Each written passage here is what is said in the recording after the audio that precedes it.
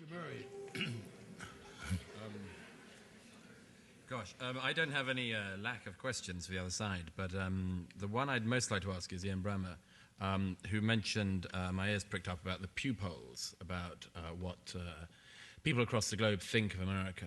And aside from the vaguely unpleasant side of anyone caring that much about how much they're liked, I wonder if you've seen the pew polls about suicide bombing, people who are in favor of suicide bombing as a tactic across the Arab and Muslim world, particularly legitimizing vast percentages the murder of Israelis, and whether you've seen the pew polls that show the number of people across the Middle East and elsewhere, the huge numbers of people who think that, for instance, 9/11 was a conspiracy forced on the American people by their own government, by Mossad and all this sort of thing. Based on all this, do you think that this is all America's fault, or do you think other people have agency and the ability to cock up? No, I certainly don't think this is all America's fault. I think I pretty much said I like the idea of the United States being the world's policeman. We just can't get there. It's generally a kind of country I'd probably enjoy. Again, I'd like the idea of having a private plane, but it's not happening tomorrow. I would say that you're referring to the wrong pew polls in terms of my comment. It wasn't about how much countries like America. It's about how much Americans actually support globalization, how much they support free trade, and also how much they believe that the United States benefits from growing foreign companies in emerging markets and the rest. And they compared those views on free trade with the views of other foreign nationals in countries like Russia, China, and India. And in a dramatic shift of fortunes, Americans have proven to be less pro-globalization, less pro-free trade, than the Russians, the Chinese, and the Indians. And that shows something very disturbing, in my view, which is that increasingly the average American does not believe that they benefit from the trajectory that the world is moving towards. And that not only speaks against growing opposition to the United States serving as the world's policeman, but it also speaks against the United States serving in the role as a leader on key issues where international leadership is lacking. And I really fear that we will throw the baby out with the bathwater on this one. Ian Bremmer, you have a question. Yes, I do. And I would ask it to Michael, but he's already gotten two. So I'm going to ask either Max or Douglas if they want to take it. But it follows on this issue of legitimacy and the notion that all countries around the world kind of like the idea of a U.S. as a policeman. And I'm wondering, what do we do in those big issues where it's clear that they don't? What do we do about Russia, where clearly, whether we're talking about Chechnya or Georgia or Ukraine, the Orange Revolution, the rest, the Russians really assertively don't want the United States to be a policeman? What do we do in a place like Taiwan, where the Chinese really assertively and increasingly have the power to stop the U.S., don't want the U.S. to act as global policemen? And I'm asking out of actual legitimate curiosity, how do we deal with those sorts of challenges? I guess I would reply that's a little bit like asking, well, what do we do about the fact that John Gotti doesn't like the NYPD in his neighborhood? Well, you have to deal with those issues, and sometimes you have to deal with them diplomatically. And obviously, nobody's suggesting that we start a war with Russia or China because we dislike some of their behavior.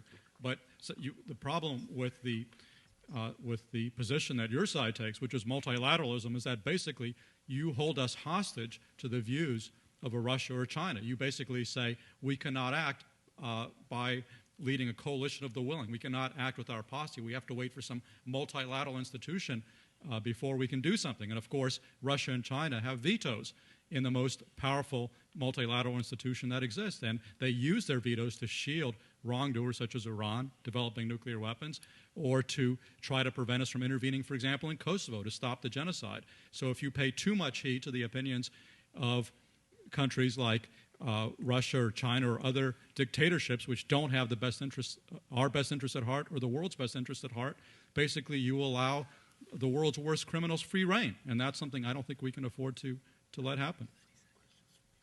I'd like to open the Q&A up to the audience now. I have a question for Mr. Bremmer.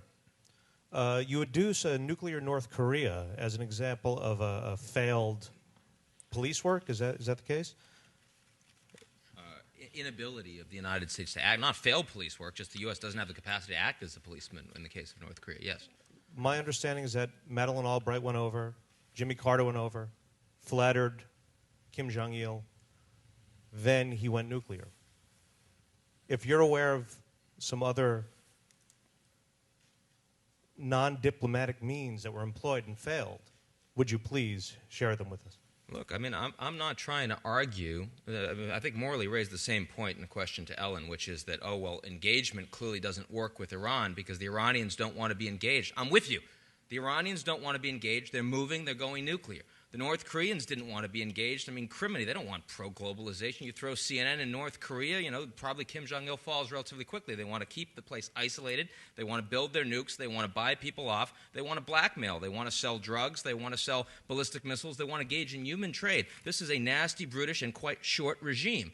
I don't expect that any of the United States policies were likely to work. My point was the Chinese have a lot more leverage over North Korea than the United States does. There was no military option. You attack North Korea to try to stop them. South Korea is devastated within 36 hours because of artillery, if you look at geography. So that wasn't an option. Even the most ardent opponents in the Defense Department were trying to go there. So given the fact that you don't like the regime, given you don't want them to develop the nukes, you want to stop them, the United States has to think about who has the power. And it's not just the U.S. You've got to go to the Chinese, who actually are providing these guys with the lifeline economically, and say, we need to work with you. That's not the U.S. asking as the global policeman. That's America in a more multilateral role trying to cajole relatively incalcitrant countries or recalcitrant countries to do their best.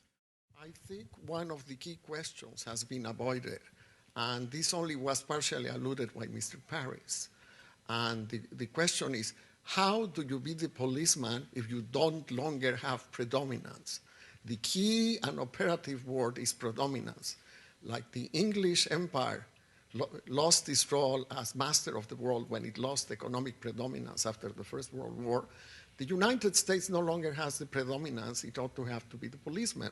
So the question is, what can we be done without the predominance?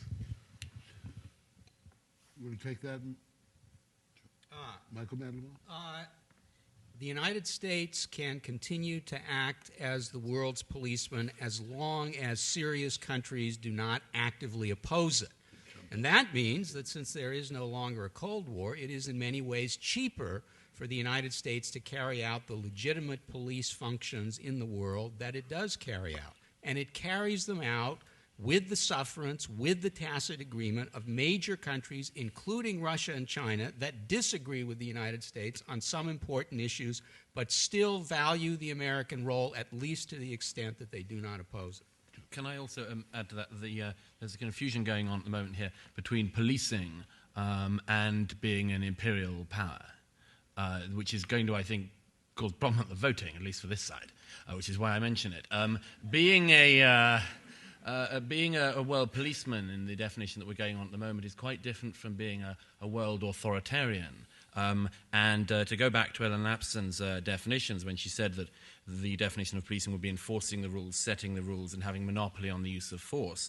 America does enforce the rules. They tend not to be ones set by themselves. They tend to be set by all sorts of other organizations and nations and history. And America certainly doesn't have monopoly on the use of force, as, for instance, the intervention in Sierra Leone by my own country would demonstrate. But I would just tidy that up. Just because we're saying on this side that we would like America to be the world's policeman does not mean we're suggesting that it is like the British Empire was, or that it's like any other empire. I don't think it is an empire. Being a policeman is quite different.